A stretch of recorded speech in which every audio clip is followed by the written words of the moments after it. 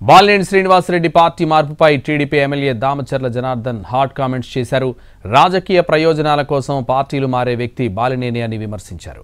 అధికారం ఉన్నప్పుడు టీడీపీ నేతలపై తప్పుడు కేసులు పెట్టి హింసించాడని మండిపడ్డారు.